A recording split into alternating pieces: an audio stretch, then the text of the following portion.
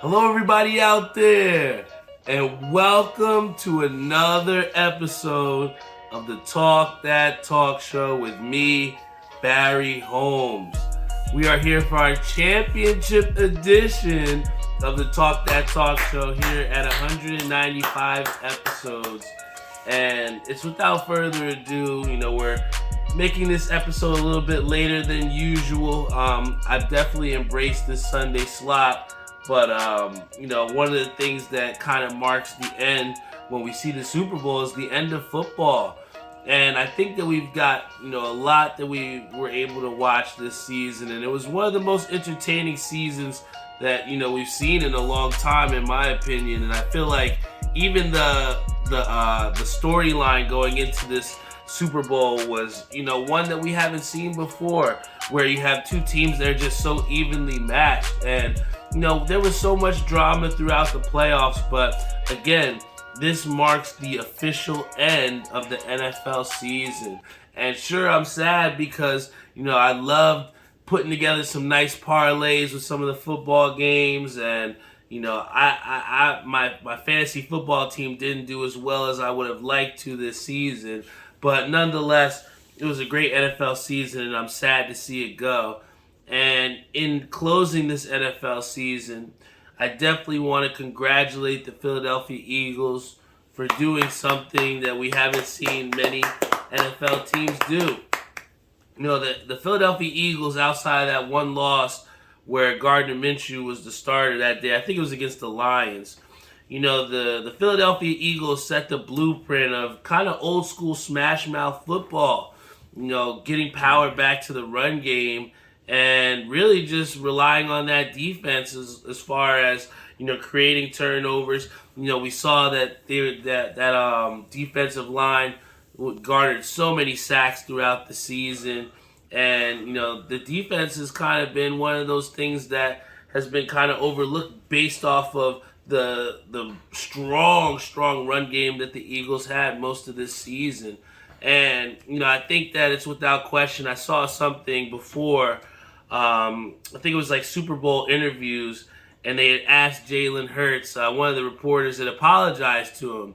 He said, "I'm sorry, I didn't think that you were going to be able to lead the Eagles to the Super Bowl." And he was like, "You weren't the only one." And he's like, "Yeah, I just wanted to apologize, man." He was just like, "All right, cool."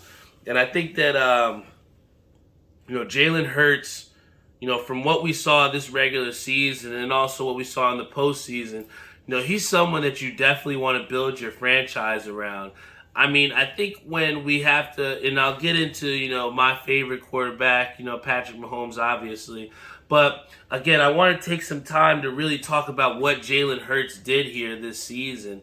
And, for the Eagles, they really had struggled to find, that true quarterback that seemed to be their guy, Carson Wentz, there was, tumultuous, couple seasons with him.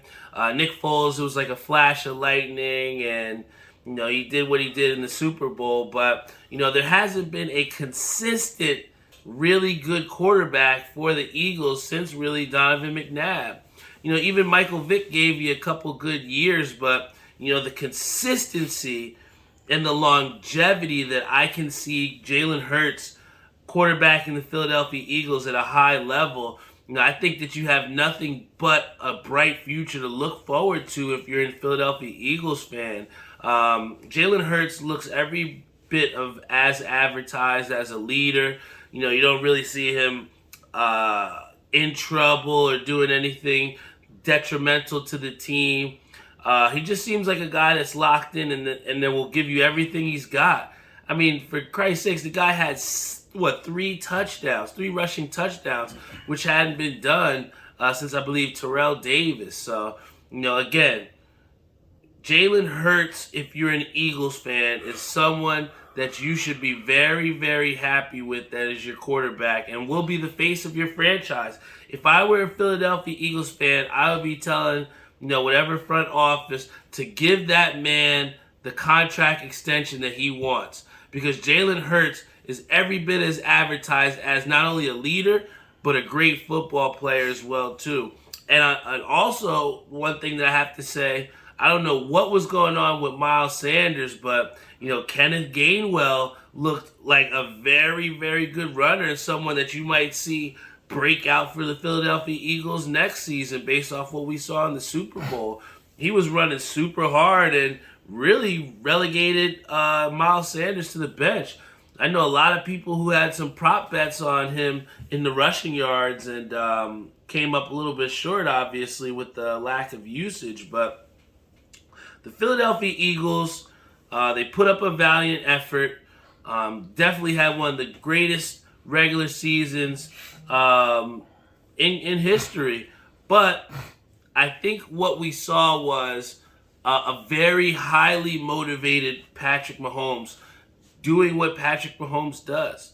I think that he really relishes in these big game moments, and I think we were all scared as Chiefs fans when we saw him go down towards the end of that first half, and I saw that ankle and you saw him wincing, and I was just like, oh my gosh, please let him be okay, because it looked like he could barely walk out there. He's walking very gingerly.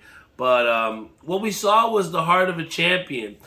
Jeffrey made some jokes. He had his phone, and there was a meme, and it looked like an X-ray of Patrick Mahomes' ankle, and it had like a picture of a pit bull because he got that dog in him. And I think that if you've played a sport at a high level, you know what it means to put your body into sacrifice, even when times where maybe you shouldn't be playing, maybe in times where you weren't feeling 110%. But you still went out there and competed. And I think that, Patrick Mahomes, and when we look at these long-term deals and wonder if these guys are worth 10-year contracts in the NFL where guys are so expendable and you can pick the next guy to lead your franchise in the draft. But, Patrick Mahomes represents stability. He represents consistency and someone that has that clutch factor. One of the next shirts that I do want to make, and Talk That Talk Show would be the clutch shirts to finish off the core values lines, because I believe that through confidence and consistency, that's where you get the clutch factor. And what we've seen from Patrick Mahomes is an immense amount of confidence. I don't think there's anyone that watched that Super Bowl game that truly thought that the Chiefs weren't going to come back at some point. I think that, the big turning point of that game, and something that really needs to be highlighted, is some great defensive scheming by Steve Spagnuolo. I know that he's not really going to get the praise that he should get, because the Eagles still put up a big 35 points on the Chiefs. And I don't think that we thought that the Eagles weren't going to put points on the board. But really what it came down to was throwing different looks at the Philadelphia Eagles so that at points we could get key stops. And in that second half, it seemed like when we got that stop with about 5-something minutes left in the ball game, you kind of saw that the Chiefs were going to try and set up to make sure that Philadelphia did not get that ball back. And if they did, there wouldn't be much time left. And that's where it comes down to the time management and the coaching by Andy Reid. He's had such experience in these big games. He's been on both ends, both winning and losing. And I think that Andy Reid's someone as a coach that truly works on his craft and puts in the time and effort, whether it be the film room, whether it be relationships with his players. But he knows where to put his guys in the best position so that they can be successful. And I think that that's where you can kind of, when we take a recap as far as what we saw with this entire Super Bowl, or what we saw with the Chiefs throughout this entire season, we've just seen a combination of what a real team looks like in the NFL. And even someone like Harrison Butker, who missed a key field goal, came back and hit the game-winning field goal. And I think that where it comes down to all the cogs kind of being put together to break that machine go, you got to start off with Travis Kelce, who's pretty much the heart and soul of this team. It just seems like, every single time the Chiefs need a big-time catch, this guy who's running his own routes, options, whether he wants to go long or sit within the zone, he just always seems to make the right decision. He's always in a position to catch passes from Patrick Mahomes. And, I'm just happy that we'll get to see this duo for many years to come. And, without Travis Kelce, we were looking at a team that was battered at the wide receiver position, but the key players who were hurt in that division in that AFC Championship game really stepped up. I can't tell you how many positive yard catches that Juju Smith wound up catching, and they were tough catches. And it wasn't like they were big chunk yardage plays. He was getting those tough 4-yard catches, those tough 3-yard catches, just to keep the positive play script going in the right direction. And I think that for someone who has struggled with drops and has looked at as someone that hasn't given out max effort, you got to put Juju Smith in there as someone who really contributed at that wide receiver position to make sure the Chiefs could get a dub. And then also I joked around with my boy Eric Turner because he was talking about how Kadarius Toney was ass and that he was terrible for the Giants and didn't deserve anything. But Kadarius Toney showed up big. Got the touchdown catch, got the big time, actually longest in Super Bowl history for his punt return, which set up a big score for us to put us up by 8 the first time. But, again, the play from the wide receivers that were injured, elevated their play and truly just gave us that cushion to where it just seemed like in the second half we kind of flipped the script on the Philadelphia Eagles. And, we've heard from a couple people talking about how the Eagles abandoned the run game. But honestly, I think the Chiefs took away the run game. Word. Because, a lot of the times Jalen Hurts would be running these read option plays, and those linebackers were really getting downhill and stuffing those plays. I think that at the beginning of the game, it worked a little bit more because those defensive linemen just really didn't get a chance to sink their hands into the ground and really kind of feel out what the offensive line was doing. Because make no mistakes, that Eagles offensive line is elite. It just seemed like every 4th and 1, 3rd and 1 situation, they were pushing.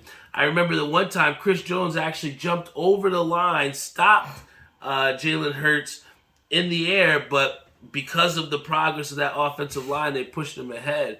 But I think that when it comes down to it, the offense is going to get a big-time nod. We've seen that the MVP was Patrick Mahomes. When you get 2 Super Bowl MVPs and you win 2 Super Bowls in your first 5 years in the NFL, you pretty much have a better career resume than Aaron Rodgers now, who people have held in this high regard. And I heard this conversation about now in the modern day era because of Tom Brady.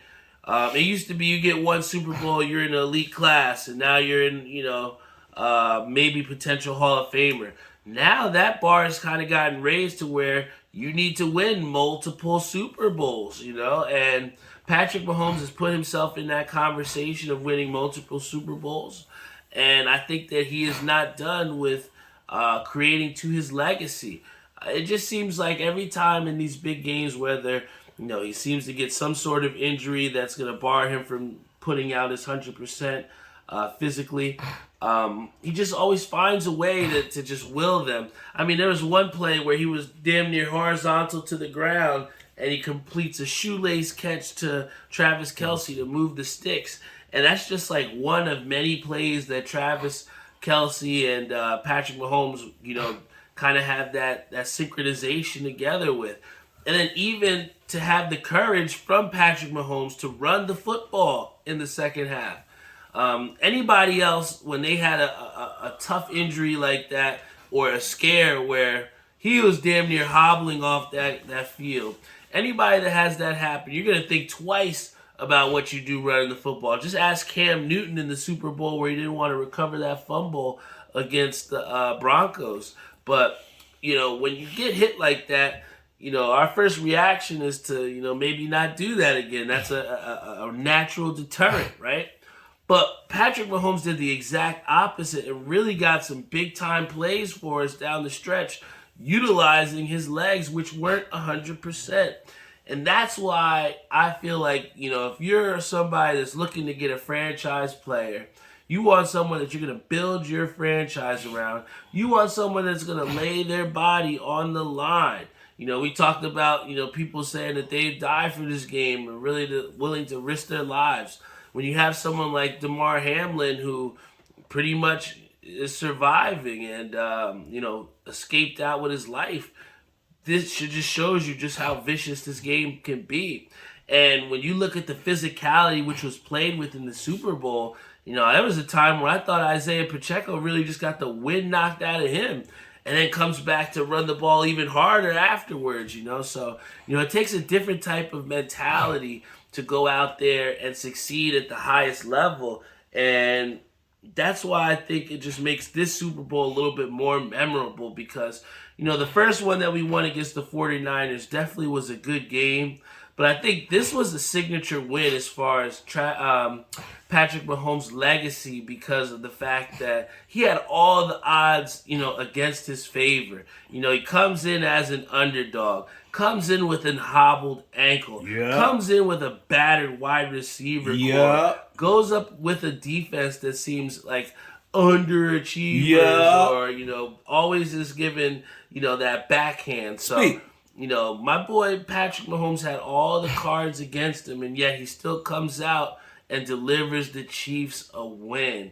And that's why when we talk about great quarterbacks, that's why these guys get paid so much money because at the end of the day, football, yes, is a team sport, but you are nothing without a great quarterback.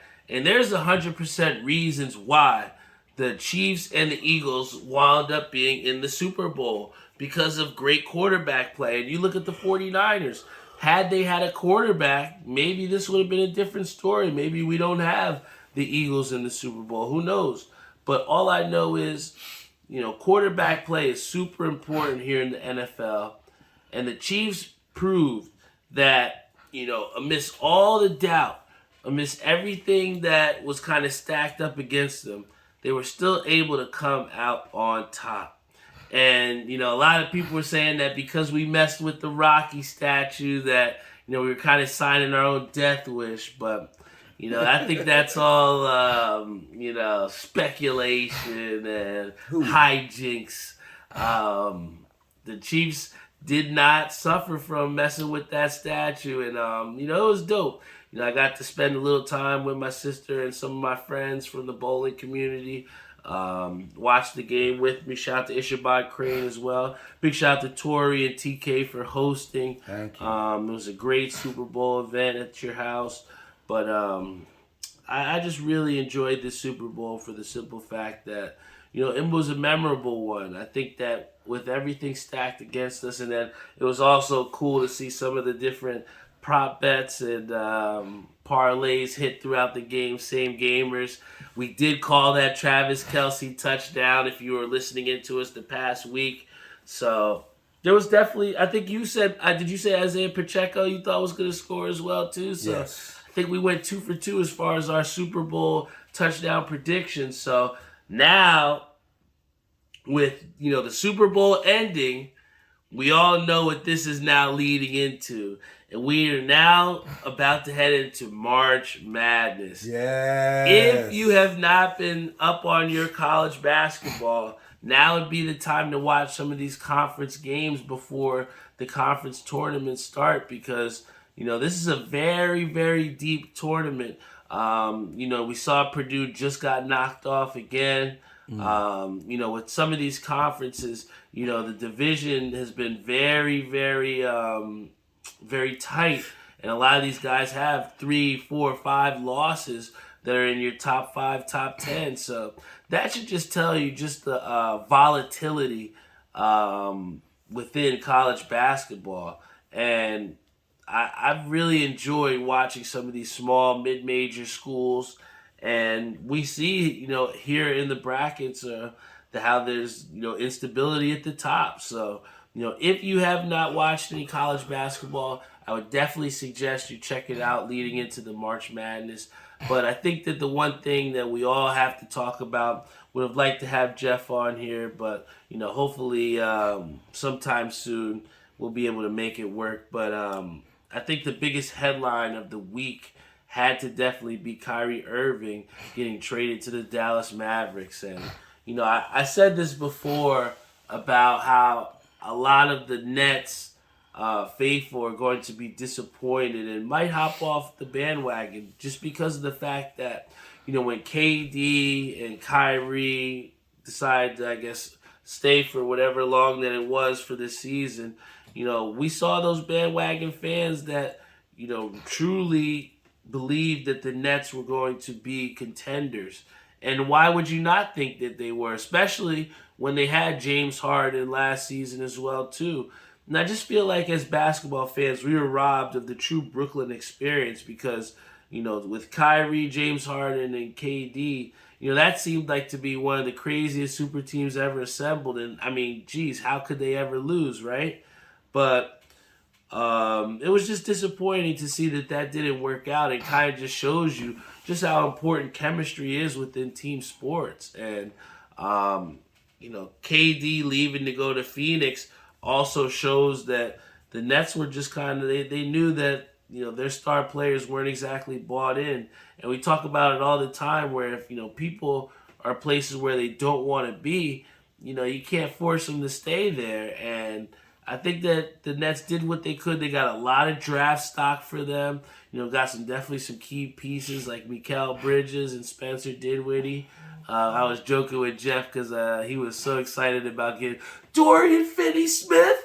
But it's all good, man. The Nets, Nets fans, I just hope that they don't jump ship and give up on this Nets team because they definitely have some young talent and they will be good. Not contenders now, but there definitely will be some team that you don't want to give up on. And I think that the Nets fans, of course, should be definitely devastated because in that 3-year span, you thought you were going to see a little bit more from Kevin Durant and Kyrie Irving.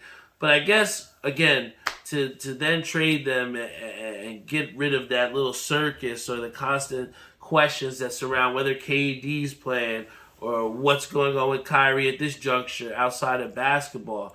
I just think it's super important that they were able to try and get some stability. And what they get back with Spencer Dinwiddie is one of those guys that's not really in the limelight. Mikal Bridges, who wasn't exactly your superstar player in Phoenix, but, a big locker room culture guy and someone who, seems to be playing like a professional. I think that, for the Nets, who struggled really to find an identity, what is this New York, what is this Brooklyn Nets team? Where did they hang their hat on? Even when they had Kevin Durant and Kyrie Irving and, James Harden, I don't think we truly got a sense of what their identity was as a basketball team. And I think that through the trades that they made and the players that they acquired, you kind of get a sense of what type of culture they're trying to create in Brooklyn, kind of going back to those Kenny Atkinson days. So, as Nets fans, I know you're upset. I know it's disappointing, but don't give up on the Brooklyn Nets. It takes time. I've had to watch so many years of bad basketball with my New York Knicks, but that's what makes it much sweeter when you see them getting these wins and knowing that you didn't give up on them. Word. In closing, my dad had a tournament today. I definitely want to congratulate him for going out and shooting 300 in his tournament today. In closing, we talked about the clutch factor. We talked about what Patrick Mahomes truly did to captivate not only the fan base of Kansas City, but just instill the belief within that team to have them go out there and win.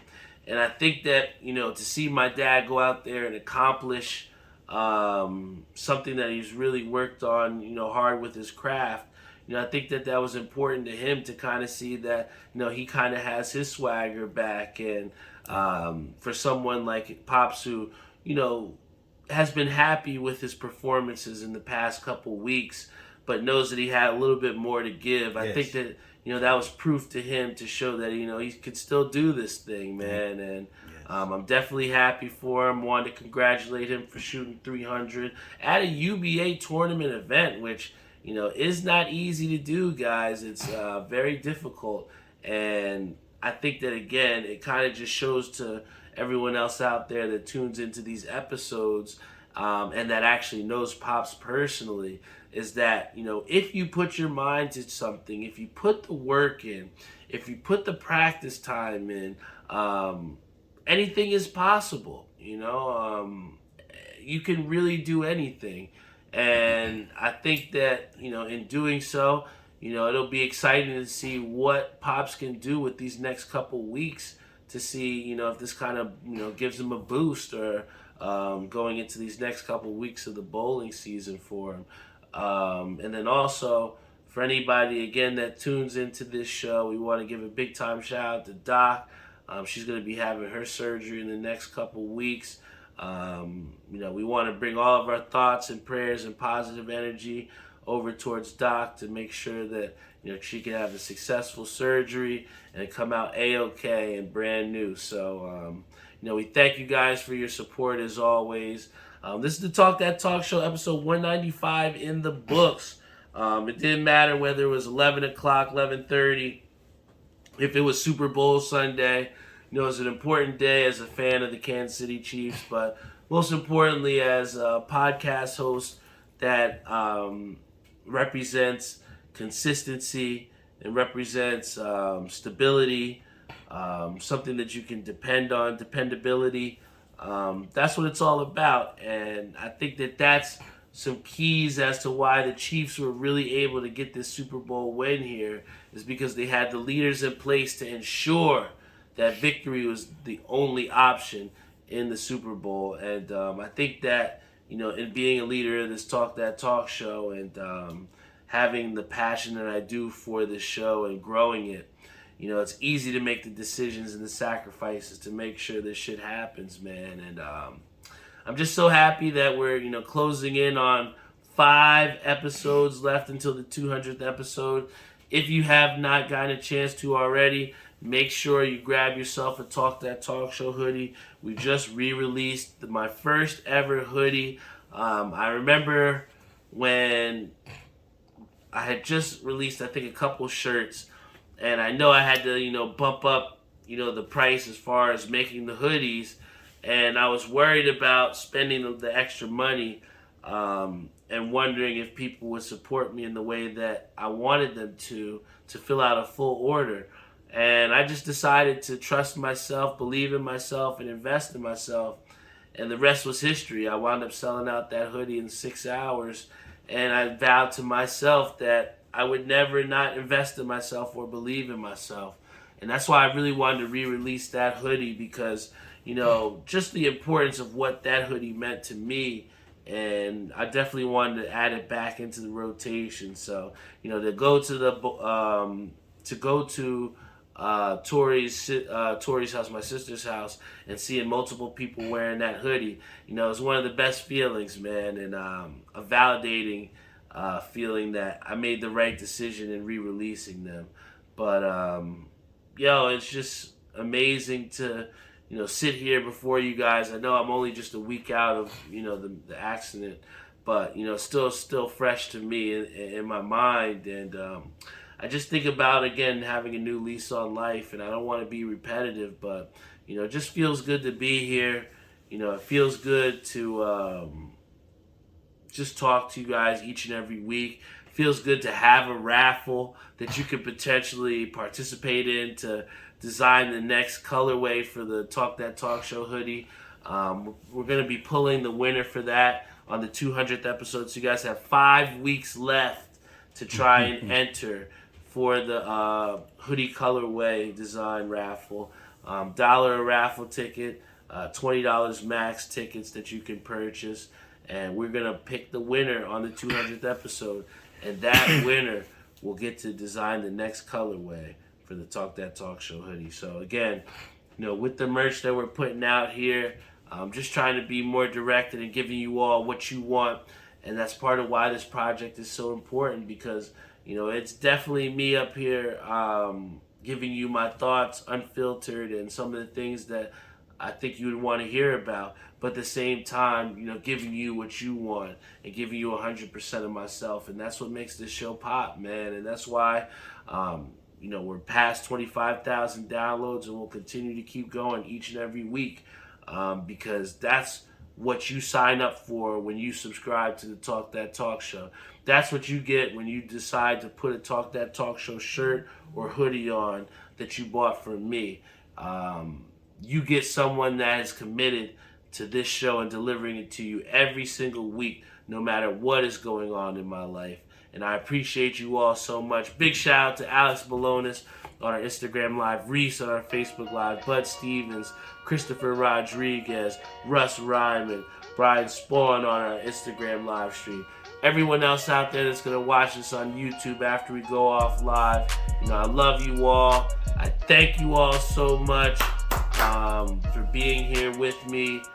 Like Doc said, if you build it, they will come. And I'm just happy that I got started in building. The house is not built yet, but we're building the base to the house, and I think that the amount of people that continue to tune into this show, the amount of people that continue to proudly wear their merchandise shows the progress not only from episode 1, but the growth and the depth of each episode that we provide for you all. So thank you guys for tuning into this show. Let's go Chiefs. How about them Chiefs? How about those Chiefs? You gotta fight for your right to party. So, once again, thank you guys so much. I love you all. The Chiefs are Super Bowl champions. Yeah. And we'll see you all next week.